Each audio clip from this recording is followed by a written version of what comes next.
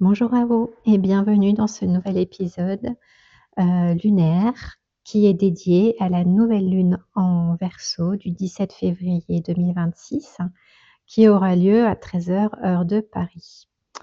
Alors, avant de parler plus en détail de cette nouvelle lune, je pense qu'il est important de revenir un petit peu aussi sur un transit que j'ai évoqué rapidement dans un short la semaine dernière. C'est celui de la planète Saturne qui a quitté le signe des Poissons pour entrer en Bélier et rejoindre la planète Neptune qui est rentrée elle aussi il n'y a pas longtemps, fin janvier.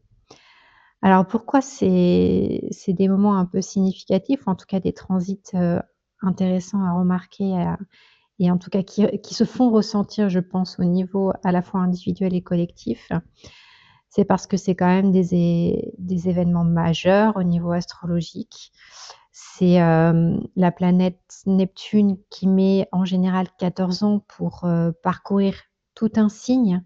Donc ça veut dire que pour faire tout un tour du zodiaque, vous multipliez par 12. Donc ça fait beaucoup d'années. Je crois que c'est 160 ou 165 ans comme ça. Et pour Saturne, qui est aussi une planète lente, mais un peu plus rapide que Neptune pour le coup, qui elle met 2 ans et demi pour faire tout un signe, eh bien on est là sur une clôture de cycle saturnien des 30 dernières années. Alors, c'est intéressant à regarder dans la lecture, quand on regarde un petit peu dans le passé aussi, ce genre de placements qui ont existé. C'est souvent en cohérence et en lien avec des événements historiques majeurs euh, qui, euh, qui ont marqué quand même l'histoire, hein.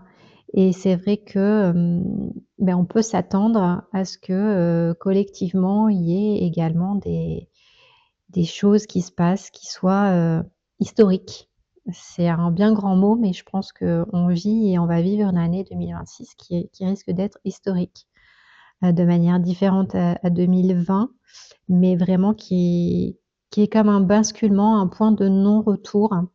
Et cette nouvelle lune en Verseau vient complètement appuyer et accompagner ces énergies cosmiques, parce que une nouvelle lune, en règle générale, c'est le moment où on redémarre un cycle lunaire de 28 jours. Donc c'est là où on a un petit peu cette phase de renouveau, c'est là où on sème des graines pour ce prochain cycle. Et c'est vrai qu'on parle souvent de cycles et vous devez vous dire, bon, c'est quoi tous ces cycles? Alors en numérologie, on parle de 9 ans. C'est des cycles de 9 ans, de 1 à 9. Donc là, c'est vrai que l'année 2026, c'est ce que j'avais déjà expliqué dans une précédente capsule, mais on est sur une année 1. Quand on fait 2 plus 2 plus 6, ça nous donne 10 et on réduit toujours à un nombre. Donc c'est le nombre 1 ici. 1 plus 0, ça fait 1. Donc l'année 1, c'est une année de recommencement et surtout on redébute un cycle qui va s'étaler sur 9 ans. Quand je parle de nouveau cycle, c'est aussi sur ce que j'ai évoqué là au niveau des grands changements planétaires. Quand on a des grandes planètes comme ça, qui sont des cycles lents, que ce soit Pluton, Neptune, Saturne, Uranus, Jupiter, qui sont pas des planètes rapides comme Vénus, Mercure, Mars, le Soleil, la Lune, qui eux font le tour de tous les signes du zodiaque très rapidement, qu'on a plusieurs fois par an. Mais ça, c'est vraiment plutôt des planètes qui sont significatives de façon de penser, d'être au niveau collectif et individuel, mais qui viennent vraiment colorer comme un arrière-plan, un arrière-fond, tout ce qui se passe au niveau de l'humanité et au niveau voilà, du monde intérieur, mais aussi extérieur. Donc, on voit qu'on a deux grands changements planétaires qui sont passés, la fin janvier et là le 13 février avec Neptune et Saturne qui sont rentrés en bélier. D'autant plus marquant qu'en fait, ils rentrent en bélier. Et qu'est-ce que ça signifie? En fait, le bélier, c'est le premier signe du zodiaque. On a le Bélier, après on a le Taureau, après on a les Gémeaux, Cancer, Lion, Vierge, Balance, Scorpion, Sagittaire, Capricorne, Verseau et Poisson, qui est le dernier signe. Et donc là, ce passage vraiment du Poisson au Bélier pour ces 2 planètes lentes, c'est vraiment un reset de ces grands cycles de 30 et 165 ans que représentaient ces planètes, et un nouvel élan, une nouvelle façon de faire, des idéaux, des mentalités qui vont évoluer, changer. Et c'est vrai que il y a plein de enfin, on pourrait prendre ça comme des coïncidences, mais ça n'en est pas, j'en suis sûre. Mais quand on regarde la lecture différente, à la fois astrologique, à la fois numérologique, à la fois quand on regarde l'astrologie chinoise aussi, hein, là on est sur, ça correspond à la période du Nouvel An chinois, parce que faut savoir que le calendrier chinois, il est sur une année lunaire, sur un calendrier lunaire, alors que nous, on part au 1er janvier pour dire c'est le début de l'année, alors que c'est un calendrier grégorien qui n'a pas les mêmes repères. Donc là, on arrive à cette période-là, du 17 février, en tout cas mi-février, où on a une sorte d'agglomérat d'événements majeurs qui s'opèrent, qui vraiment traduisent un élan de renouveau et de changement et de point de non-retour, un grand reset à la fois collectif mais aussi personnel qui va s'opérer. Alors peut-être pas de manière immédiate, mais voilà, c'est vraiment le point de départ. Le point de départ de choses qui basculent. Et c'est aussi ce 17 février une éclipse solaire. Alors, cette éclipse solaire, c'est quoi? C'est la Lune qui passe devant le Soleil au moment de cette nouvelle Lune. Et de manière métaphorique, on pourrait dire que c'est le côté invisible, inconscient, qui prend le dessus sur le côté conscient et lumineux pendant un instant. Et l'instant d'après, quand la lumière réapparaît, eh bien en fait, on ne voit plus les choses et le monde comme avant. C'est comme s'il y avait quelque chose qui nous avait été révélé ou qui avait été mis en lumière par l'inconscient qui a pris le dessus et qui a mis une sorte de pause ou de reset. C'est une sorte de renaissance différente. Donc c'est vraiment un grand moment, je pense, de l'année, si c'est pas même le plus grand moment de l'année au niveau astrologique. Et je pense que ça va impacter tout le monde d'une certaine façon, dans nos énergies, dans nos façons de penser, et on risque de ressentir et se surprendre à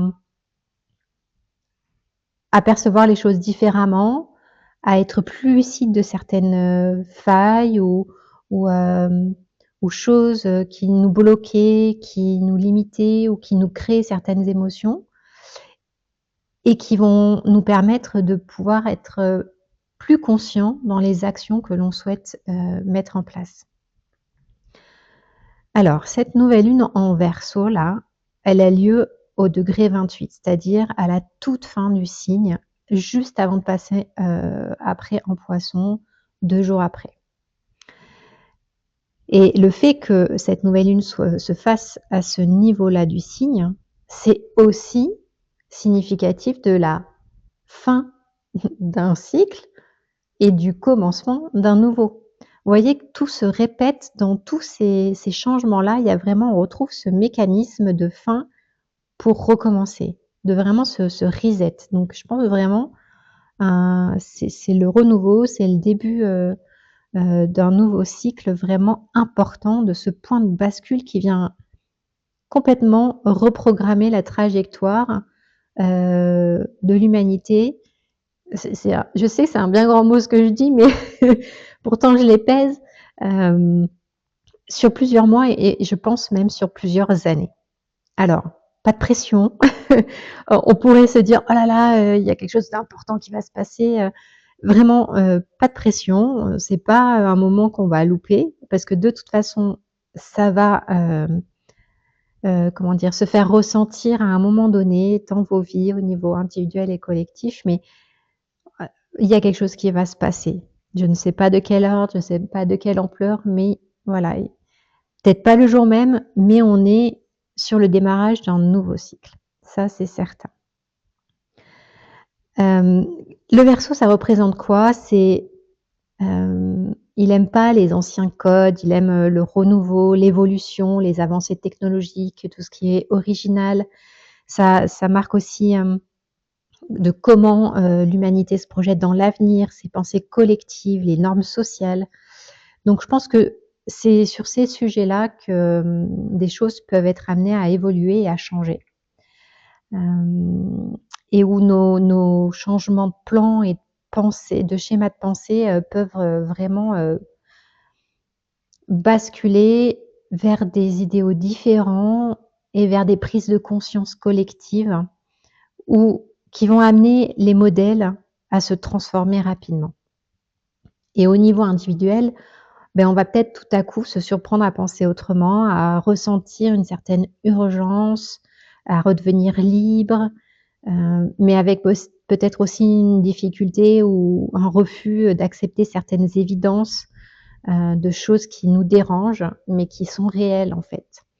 Et c'est vrai que, je reviens sur Neptune, mais peut-être que vous avez senti certaines désillusions, apparaître, en début février là, hem et qu'avec l'entrée en Saturne, il y a eu aussi peut-être certaines fondations que vous pensiez solides dans vos vies, des façons de faire, des habitudes ou en tout cas des choses que vous aviez construites, que vous pensiez, être des bases stables et qui en fait, s'effritent, se disloquent et on est complètement, dans une sensation de remise en question, de doute, de peur qui remontent à la surface, qui sont très profondes et qui viennent, nous challenger vraiment.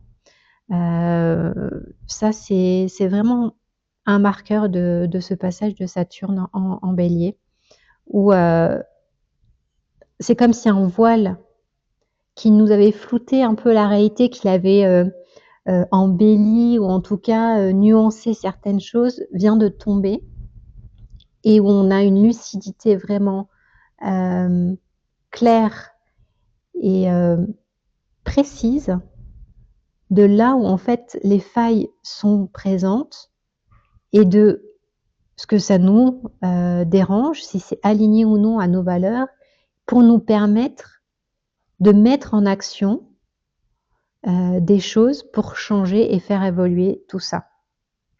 Alors c'est à la fois, comme je le dis, au niveau personnel, mais aussi au niveau collectif et ça, je pense que dans l'actualité, on le perçoit vraiment avec toutes les affaires, Epstein qui sont, remontées encore et qui sont de plus en plus, sourcées, documentées, diffusées et tout ce monde politique et puis c'est cet aspect aussi de dire, l'autorité, les gens au pouvoir ont tellement déployé cette capacité ou ce désir de dire: «Comme je suis l'autorité, je suis au-dessus des règles et il me suffit de désirer les choses pour penser que c'est légitime, que j'ai le droit de», par exemple de conquérir, de de posséder.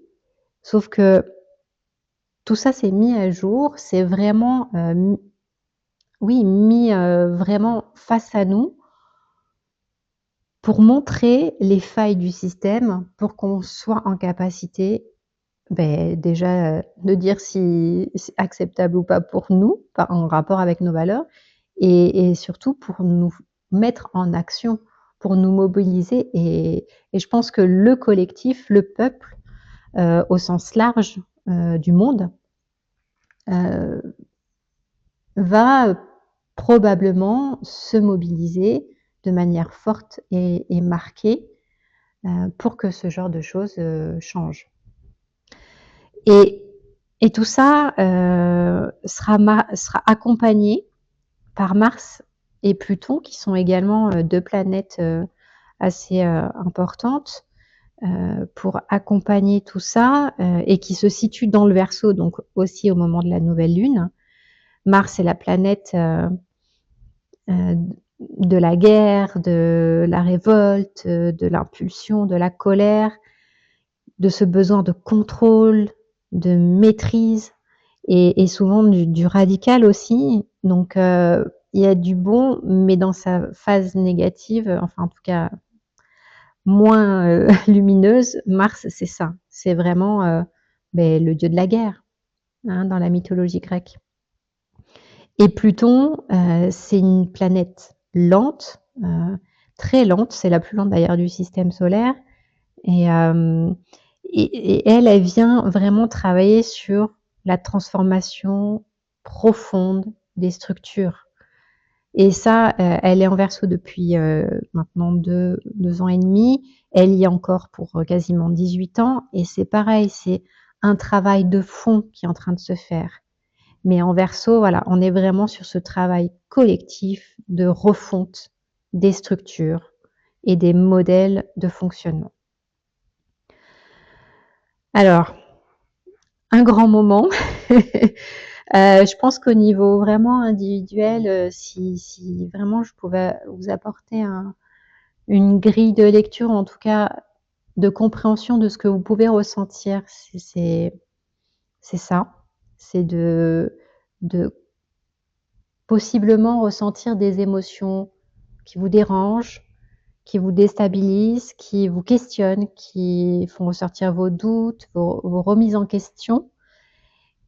Mais acceptez-les, accueillez-les, parce que c'est des vrais messagers, à la fois de votre inconscient, mais aussi de vos valeurs, et de là où vous devez vous diriger pour faire évoluer et changer, pour être plus aligné et être dans des actions conscientes et redéfinir une direction qui vous correspond mieux. Alors, vous allez me dire, faut toujours rediriger, toujours jauger. Mais en fait, c'est ça, en fait, la vie pour moi, c'est évoluer à chaque instant.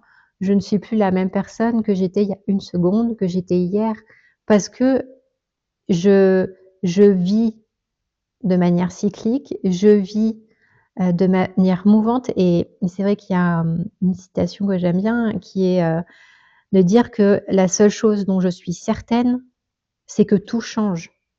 Ça, c'est la seule certitude qu'en tant qu'être humain, on peut avoir, c'est que tout change à chaque instant. La vie peut s'arrêter demain. On peut être complètement différent et penser complètement différemment dans la seconde qui suit, parce qu'on aura intégré ou compris quelque chose. Et donc, on est en pleine transmutation permanente. Mais il y a des moments qui sont plus prégnants que d'autres, des événements qui nous poussent à ces changements. Et je pense qu'on vit actuellement une période où les énergies collectives, cosmiques, enfin toutes celles auxquelles vous croyez, ont cette signature de renouveau, de recommencement, de changement profond pour faire évoluer le monde, en fait. Au niveau numérologique, on est sur la date du 17 février 2026. Quand je veux réduire, j'arrive à 20, donc c'est le chiffre 2. Le chiffre 2, c'est les relations, les partenariats, les collaborations. Et c'est le rapport à l'autre, à soi.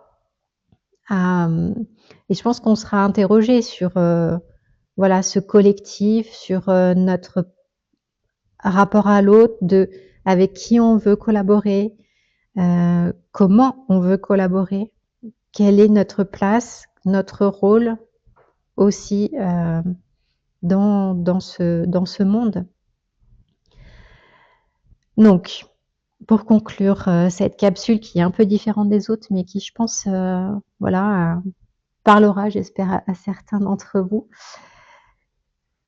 On risque d'être amené à ressentir des choses un peu challengeantes, un peu confrontantes, mais la clé pour, le vivre au mieux, c'est vraiment de s'ouvrir au changement, de rester souple, de savoir s'adapter, tout en restant quand même à son écoute, intérieure, parce que c'est le fil d'Ariane un petit peu de ce qui doit vous guider, de vous autoriser donc à des moments de retour à vous, de pause et d'écoute de vos émotions, de vous autoriser à les ressentir, à les vivre, à les traverser.